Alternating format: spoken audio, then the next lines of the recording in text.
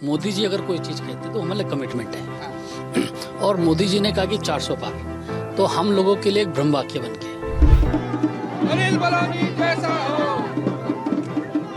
जिंदाबाद जिंदाबाद।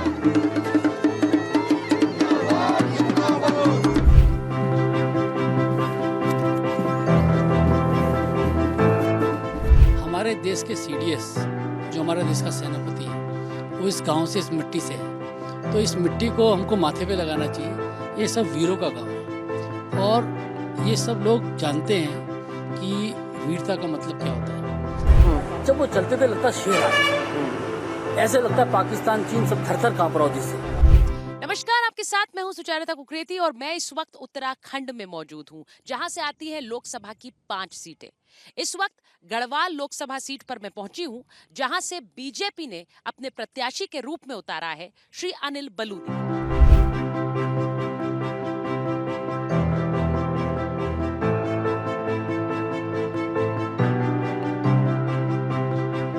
अब की बार 400 पार के नारे के साथ बीजेपी के बड़े बड़े धुरंधर चुनाव प्रचार में उतर गए हैं, लेकिन बीजेपी का जो मीडिया प्रचार तंत्र है उसके पीछे का जो एक अहम चेहरा है, जो बीजेपी के नेशनल मीडिया इंचार्ज हैं और गढ़वाल लोकसभा क्षेत्र से बीजेपी के प्रत्याशी हैं श्री अनिल बलूनी जी से आज आपकी मुलाकात करवा रहे हैं।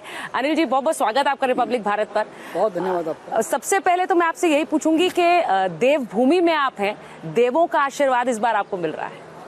देखिए, मैं देवभूमि में हूँ और यहाँ का बेटा हूँ, यहाँ का साथी हूँ सबका।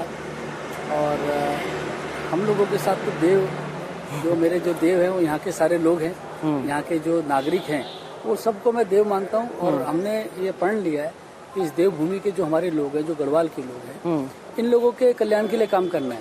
राजनीति में केवल राजनीति करने के लिए नहीं, अगर हम कुछ लोगों के दर्द को कम कर सकेंगे, हम लोग कुछ लोगों के अगर उनके जीवन को सरल बना सकेंगे, तो ये देव हमारे लिए आराधना है, यही पूजा है। आज पूरे दिन अनिल जी के साथ हम चलेंगे, अलग अलग विधानसभाओं में जाएंगे, अलग अलग क्षेत्रों में जाएंगे, उनके प्रचार को भी समझेंगे। लेकिन आपने कितना मन टटोला अभी तक वोटर का, अनिल जी? देखिए, मैं सारी विधानसभाएं घूम चुका हूँ और सबसे बातचीत हो रही है। लोगों के अंदर एक उत्साह है। ये चुनाव मेरे जीवन काल का एक अलग सा चुनाव है, जिसमें मैं देख रहा हूँ कि किसी ईवीएम की जरूरत सी नहीं लगती। लोग देखते ही, जैसे बीजेपी का झंडा देखते हैं, कमल का निशान देखते हैं, वैसे कहते हैं अब की बार 400 पार। जैसे बीजेपी के लोग देखते हैं, बोलते हैं मोदी है तो मुमकिन है।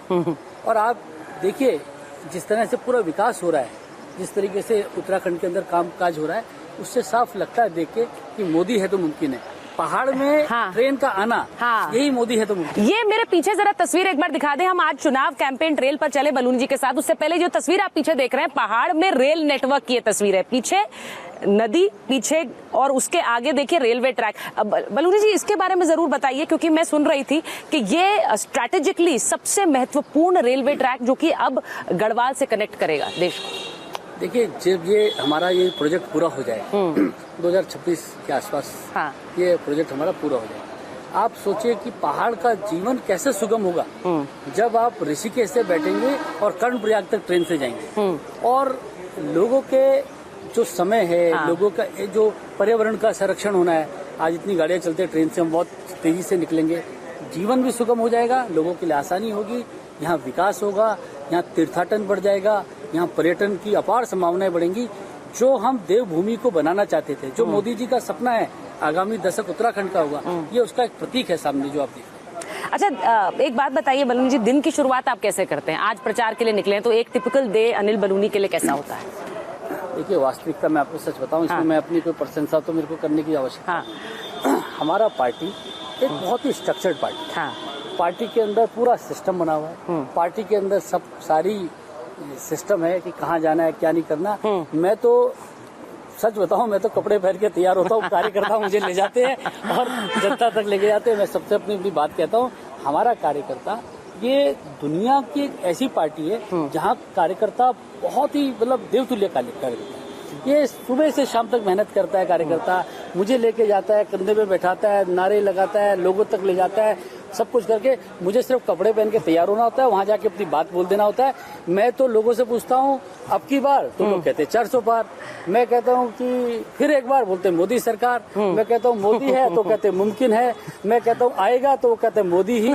वो जो कहता हूँ वो नीचे से कहते, तो मैं कहता भाषण क्या देना, सब कुछ तो पता है इनको, तो इसलिए सब लोगों को पता है। आप सारा श्रेय अपने कार्यकर्ताओं को दे रहे हैं, इसमें भी आपकी सादगी है अनिल जी। लेकिन मैं एक चीज और पूछूंगी, सेना यहाँ पहाड़ों में हम देखते हैं हर परिवार से तकरीबन एक बेटा सेना में होता है, और ये वो जगह है जो आपका लोकसभा क्षेत्र है जहाँ से सीडीएस बिपिन रावत आते हैं। अब जो पहले सीडीएस रहे, उनको लेकर बहुत सारी टिप्पणियां की गई कांग्रेस द्वारा। ये बड़ा गंभीर मुद्दा है और मैं इसलिए पूछ रही हूं क्योंकि एक बड़ा भावनात्मक जुड़ाव यहाँ के लोगों का सीडीएस बिपिन रावत से रहा। देखिए, मैं परसों उनके गांव गया था, यमकेश्वर विधानसभा, और मैं उनके गांव गया। एक छोटा सा गांव, एक छोटा सा घर, वहां से देश का पहला सीडीएस बनना, ये बहुत बड़ी बात है, मतलब गौरव की बात। और कितनी प्रेरणादायक बात है, मतलब बहुत यहाँ के लोगों गांव से एक आदमी देश का पहला सीडीएस बनता है। और मैं तो भावुक होता हूँ उनकी बात सुनकर, मेरे बहुत से संबंध थे उनसे। जब वो चलते थे लगता शेर आए, ऐसे लगता है पाकिस्तान चीन सब थर थर कांप रहा हो जिससे। और बड़ा कष्ट होता है जब कांग्रेस की आला कमान उनको गली का गुंडा कहती थी। ये उत्तराखंड की जनता भूल नहीं सकती है। एक इतने वीर सेनानी को गली का गुंडा कहना और तमाम अपशब्द कहना, उसके शौर्य पे सवाल उठाना। और कांग्रेस की तो नीति रही, मुझे कोई दिक्कत नहीं है, वो लोग यही काम करते हैं, इसीलिए आज यहाँ है। लेकिन इस उत्तराखंड कांग्रेस के लोग जो यहाँ के प्रत्याशी है, जो कांग्रेस के यहाँ के तमाम नेता हैं, जो कांग्रेस के यहाँ का बहुत बड़ा आला कमान है स्टेट का, क्या किसी एक आदमी ने कहा कि राहुल गांधी जी, सोनिया गांधी जी, ये जो कांग्रेस के लोग कह रहे हैं इसकी निंदा होनी चाहिए? क्या किसी ने कहा हम इस्तीफा देते हैं, हमारे वीर सैनिक को हमारी धरती के पुत्र के लिए ऐसे कहा जाता है? क्या किसी ने इस्तीफा दिया? क्या किसी ने खंडन किया? क्या किसी ने माफी मांगी? एक आदमी ने नहीं किया। इस बात की हमको दुख है। और ये पहाड़ है ना, इसके लोग पूछेंगे, जब कांग्रेस के लोग जाएंगे पूछेंगे कि जनरल बिपिन रावत को गाली दी थी, क्यों नहीं माफी मांगी? तब तुम कहाँ थे, मौन व्रत में थे या समर्थन कर रहे थे? आज आप देखिए कांग्रेस का जो फेक फैक्ट्री है, ये जो लोग करते हैं, ये रोज अजीत डोभाल को गाली देते हैं, रोज किसी तरह से हमारे एनएसए को गाली देते हैं। एनएसए इस धरती के बेटे, यही पास में उनका गाँव है। आज पूरी दुनिया में अजीत डोभाल के बारे में तरह तरह की कहानियां, किंवदंतियां हैं, क्या सही बात है, वीरता के बारे में। और कांग्रेस के लोग उनको कहते हैं, इस राज्य की कांग्रेस के किसी आदमी ने उसका विरोध किया कि नहीं भाई आप ये फर्जी खबरें मत चलाओ? इसलिए हर वक्त कांग्रेस ने ऐसा काम किया। इसी जमीन के, इसी भूमि के पुत्र थे श्रद्धेय हेमवती नंदन बहुगुणा। बहुगुणा जी की राजनीति को, बहुगुणा जी के खिलाफ युद्ध को इंदिरा गांधी ने शुरू किया, और इंदिरा गांधी ने उनके राजनीतिक कैरियर को पूरी तरह से निस्तानभूत करने का प्रयास किया। क्या किसी कांग्रेस के लोगों ने उसके लिए माफी मांगी आज तक? आज उनका नाम ले लेते हैं। क्या कांग्रेस ने किसी आदमी ने कहा कि आप हेमवती नंदन बहुगुणा जी की राजनीति को समाप्त करने, उनको ध्वस्त करने के लिए सबसे बड़ा इंदिरा गांधी और उनकी पूरी टीम थी, पूरा कांग्रेस का नेतृत्व हेमवती नंदन बहुगुणा को शून्य करने पे लग गया? कैसे भूल सकती है गढ़वाल की जनता? मैंने इसीलिए आपसे सीडीएस के बारे में पूछा क्योंकि एक बड़ा भावनात्मक मुद्दा है यहाँ पर गढ़वाल में, और उनसे सीधे आपने अजीत डोभाल की भी बात की, एनएसए की भी बात की। बहुत से आज की भारतीय राजनीति से जुड़े हुए और भारतीय सेना से जुड़े हुए बड़े बड़े नाम गढ़वाल से आते हैं, और इसीलिए लोगों के बीच जब जाते हैं तो इन मुद्दों की गूंज रहती है। आज अनिल जी के साथ हम अलग अलग जगहों पर जाएंगे, उनसे पूछेंगे कि लोगों को वो कितना समझ पाए हैं और लोग उनके साथ कैसे जुड़ रहे हैं, वो तस्वीर भी आपको दिखाएंगे। आइए चलते हैं। प्रचार के लिए अब अनिल बलूनी निकल रहे हैं, आज पूरे दिन उनके साथ रहेंगे। बीजेपी ने 400 पार का मंत्र दिया है, इसके पीछे की सोच क्या है इसको भी समझेंगे और वोटर का भी मन टटोलेंगे। तो आम लोग हैं वो नहीं जानते हैं, उनके लिए बता दूं कि टीवी डिबेट्स में प्रवक्ता पक्ष कैसे रखेंगे, पार्टी का पक्ष कैसे रखना है, उसके पीछे के सूत्रधार भी बलूनी जी हैं। आज प्रचार के लिए निकल रहे हैं, तो एक बार उनसे ये पूछती हूँ, अब की बार 400 पार, ये सिर्फ एक इमोशनल कनेक्ट है या फिर इसके पीछे कुछ गणित है बलूनी जी? देखिए, हम लोगों के जो सबसे प्रिय नेता हैं, हम लोगों के आदर्श हैं, मोदी जी अगर कोई चीज़ कहते तो हमारे कमिटमेंट है। और मोदी जी ने कहा कि 400 पार, तो हम लोगों के लिए एक ब्रह्म वाक्य बन गया, और पूरी मेहनत करके, पूरा पसीना बहा के हमारे जो करोड़ों हमारे पार्टी के कार्यकर्ता हैं, हमारा पन्ना प्रमुख, हमारा बूथ लेवल का कार्यकर्ता, सबने ठान लिया है कि मोदी जी ने कह दिया 400 पार तो 400 पार करना है। तो सब लोग लगे अपनी हिम्मत पूरी ताकत के साथ। और मैं पूरा आप लोगों को विश्वास दिलाता हूँ, जब 2014 में हमारी सरकार बनी तो हमने कहा 300 पार। आप लोगों ने उस पर सवाल उठाए थे, हमने 300 पार कर लिया, 303 आए। इस बार कहा 400 पार तो 404 को क्रॉस करेंगे। तो इसलिए तय है कि जो कह दिया उसको करेंगे। जो कह दिया। अब एक जब आप 400 पार की बात करते हैं तो एक गठबंधन नरेंद्र मोदी के खिलाफ खड़ा हुआ, जिसे इंडिया गठबंधन उन्होंने नाम दिया। अब ये गठबंधन कहता है कि 400 सिर्फ एक सपना है। आपको लगता है इनमें से कोई भी नेता आज नरेंद्र मोदी के सामने खड़ा होकर ये दावा कर सकता है कि वो परास्त कर सकता है? देखिए, ये टूटे हुए हारे हुए मन के लोग हैं। इनमें ना कहीं किसी तरह का बल है ना कुछ है।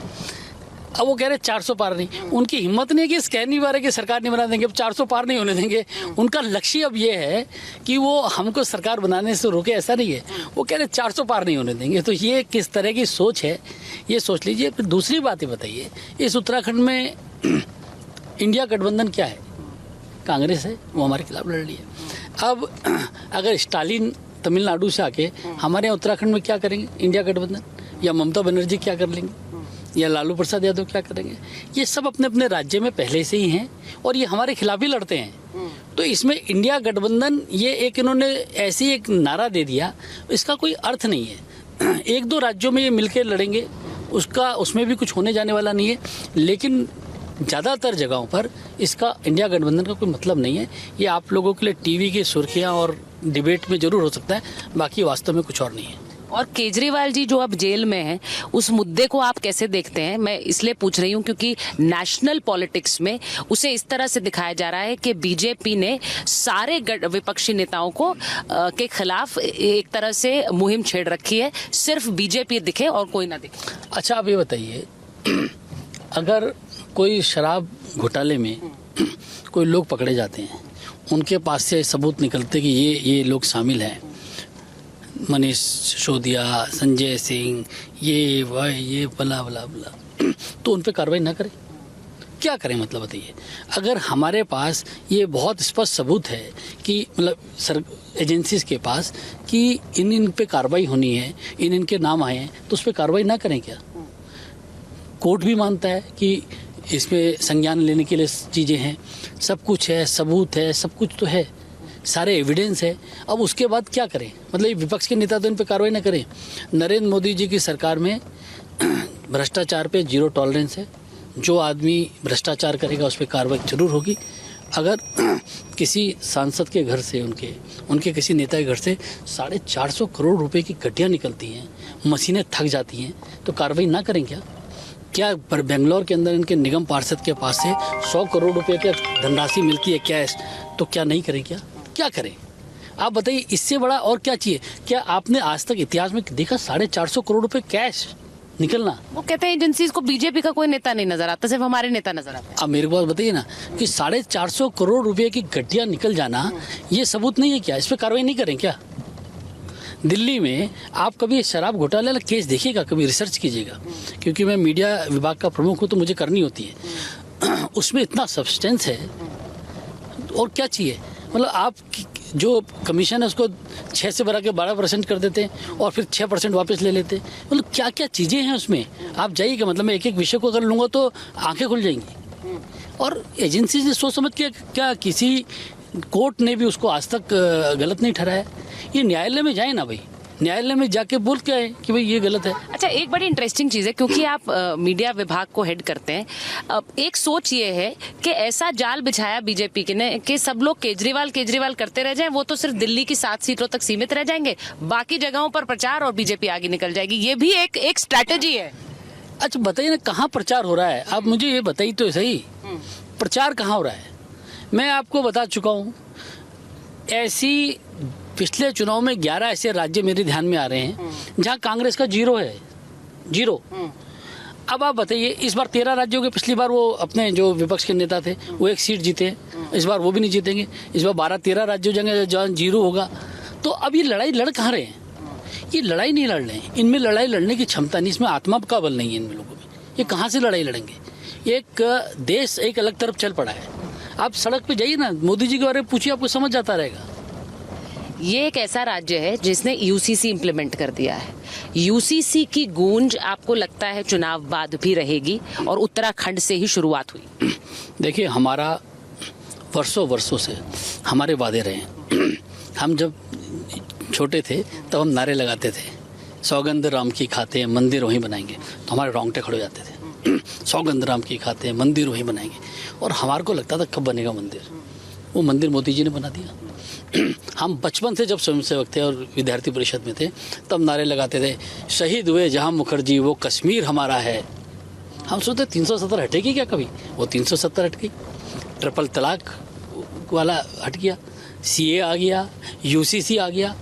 आप बताइए ना, ये हमारे जो वादे हैं, जो हमारे एजेंडा है, वो हम सब पूरे कर रहे नहीं कर रहे हैं। अभी यूसीसी की आपने बात की, यूसीसी उत्तराखंड में इम्प्लीमेंट हो गया।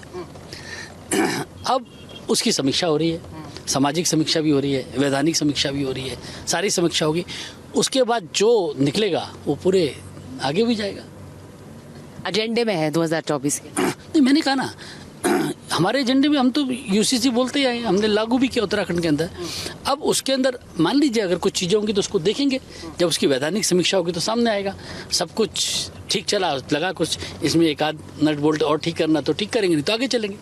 चलिए, प्रचार में भी बहुत सारे नट बोल्ट अभी लगाने हैं, उसी के लिए आगे बढ़ रहे हैं बलूनी जी के साथ।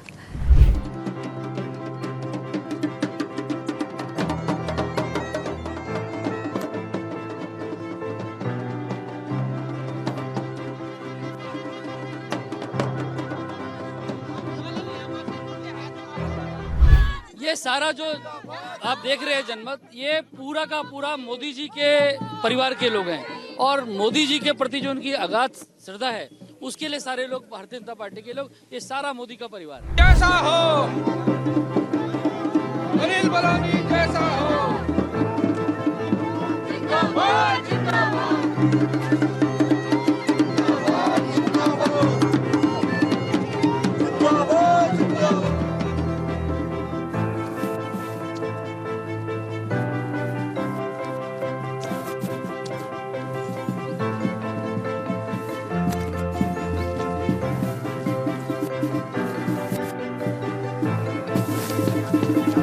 वीर शिरोमणि माधो सिंह भंडारी, जिनकी घर वापसी पर और फतेह के बाद घर वापसी पर पहाड़ में दीपावली यानी गास मनाया जाता है, उन्हीं की मूर्ति पर माल्यार्पण के लिए, पूजा के लिए पहुंचे हैं अनिल बलूनी जी इस वक्त, और भारी समर्थकों की भीड़ के बीच में पहुंचे हैं। यहाँ पर गढ़वाल के लिए इस त्योहार का जो महत्व है वो पहाड़ के लोग समझते हैं, लेकिन यहाँ उस त्योहार के साथ साथ पहाड़ के विकास की भी बात हो, कोशिश यही है।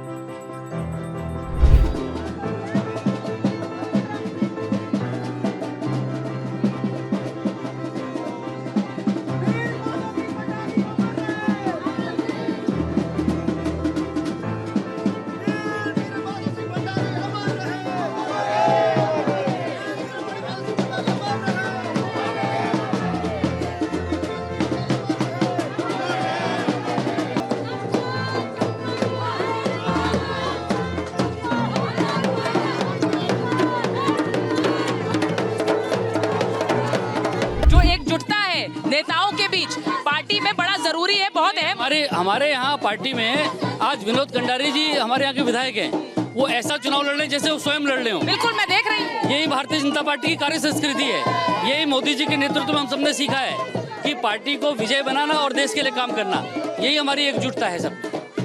बलूनी जी को कहाँ लेकर गए, इतनी विधानसभाओं में इतना चलवा रहे हैं आप? देखिए, ये वीर माधो सिंह भंडारी की धरती है, और निश्चित तौर पर आज अनिल जी भाई साहब ने जो है वीर शिरोमणि माधो सिंह स्मारक में जाकर पुष्प अर्जित किए हैं, और निश्चित तौर पर जो है देवप्रयाग विधानसभा इन 14 विधानसभाओं में सबसे टॉप पे रहेगी। पिछली बार यहाँ से 74% वोट डाला था, इस बार मैंने लक्ष्य रखा 85% मतदान जो है भारतीय जनता पार्टी के प्रत्याशी बड़े भाई अनिल बलूनी के पक्ष में करना है।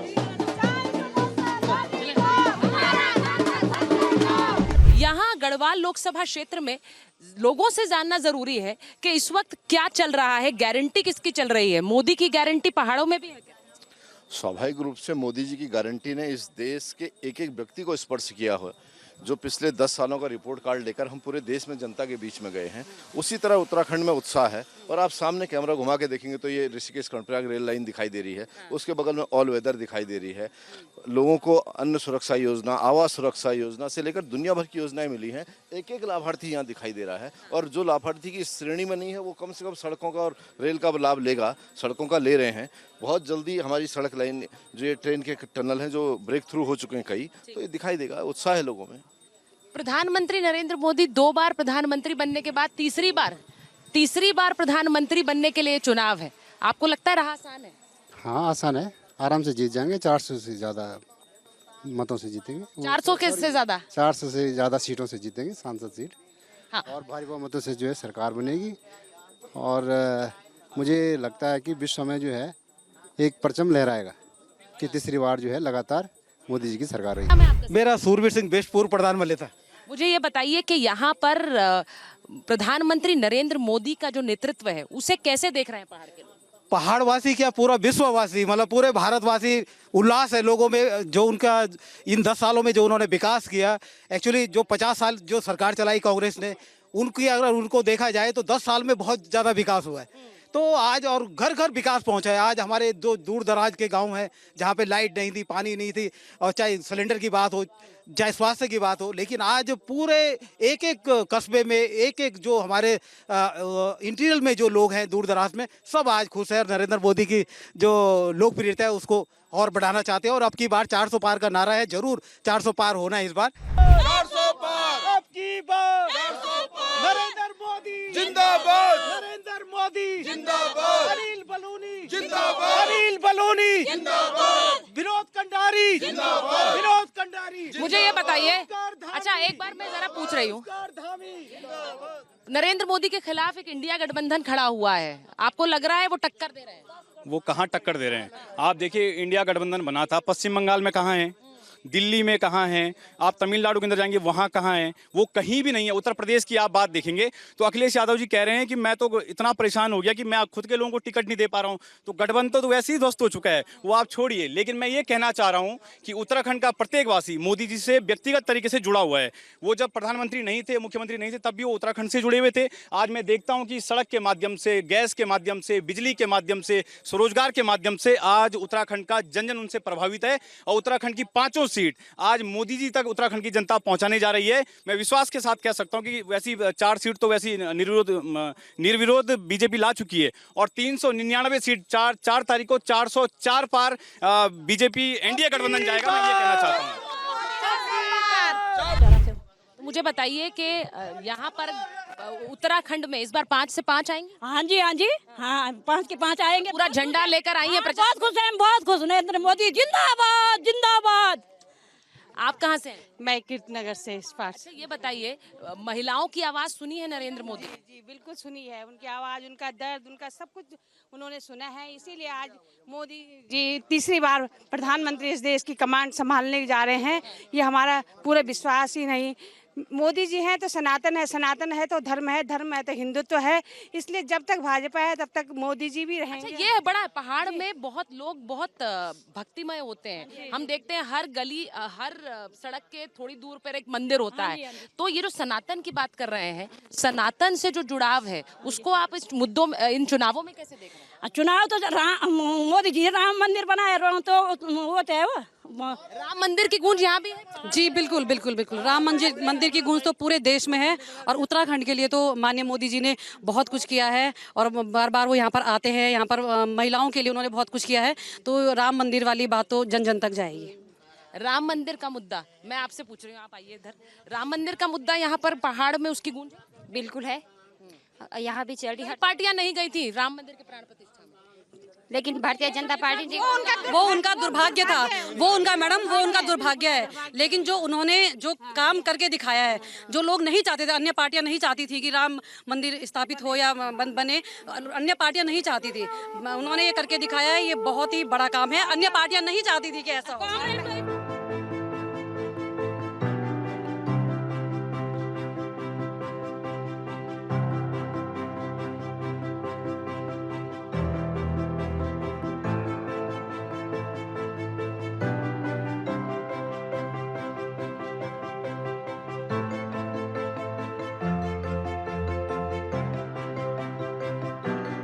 जैसा मैंने कहा कि सीडीएस जनरल बिपिन रावत के गांव जाकर श्रद्धांजलि देने के बाद अनिल बलूनी जी इस वक्त सीडीएस चौहान के घर पर मौजूद हैं, उनके गांव में मौजूद हैं और यहाँ पर उनके गांव की कितनी महिलाएं बैठी हुई हैं उसका एक अंदाजा आप लगाइए। आप मुस्कुरा रही हैं बलूनी जी को देखकर इस बार।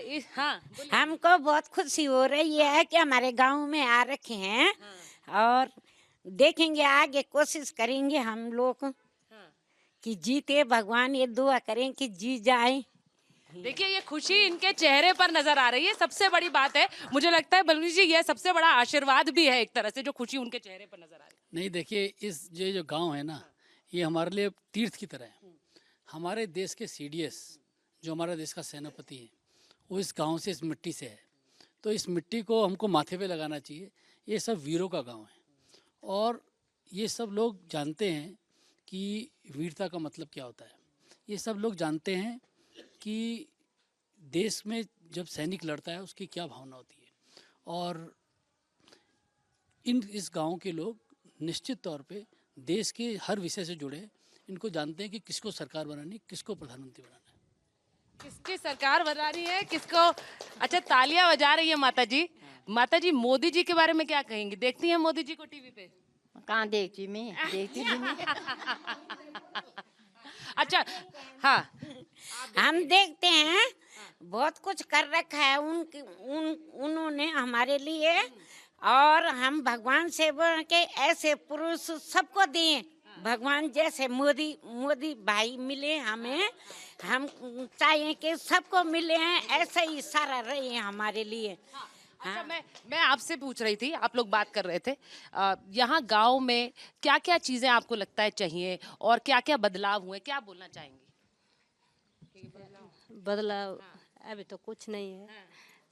हम तो भगवान से दुआ करेंगे ये जी जाएंगे, हमारे गांव में कुछ लेके आएंगे। अच्छा, तो आप उनसे कह रही हैं कि आएंगे और फिर हमारे गांव में बदलाव लेकर आएंगे। अच्छा, ये बताइए, जाएंगे। हाँ, जब जीत जाएंगे तो जितवा रही हैं आप? हाँ जी, हाँ, हमारी तो पूरी वो है कि हम इस बार उनको अनिल बलूनी को जितवाएंगे बस। अच्छा, ये भी बताइए। चलिए, बहुत अच्छा। मुझे बस ये बताइए कि आप लोग, अच्छा हाथ खड़ा करके बता दीजिए, आप लोग टीवी देखते हैं आप लोग? हाँ जी, हाँ, टीवी देखते हैं। अच्छा, टीवी पे सुनते हैं रैलियां, मोदी जी को सुनते हैं? हाँ जी, हाँ, सुनते हैं। हाँ जी। अच्छा, वो फिर से प्रधानमंत्री, 2 बार प्रधानमंत्री बने, तीसरी बार वही बनेंगे। हाँ, वही बनेंगे, मोदी जी बनेंगे। तो ये छोटे छोटे गांव हैं, वहां पर प्रचार चल रहा है और वहां पर सोचिए लोग जुड़ रहे हैं, परिवार जुड़ रहे हैं और शायद यही एक प्रचार का सुख भी होता है, जो बलूनी जी बेहतर बताएंगे, कि लोगों के साथ जुड़कर और उनके साथ सीधे संवाद करके जो घर की एक तस्वीर उभर कर आती है।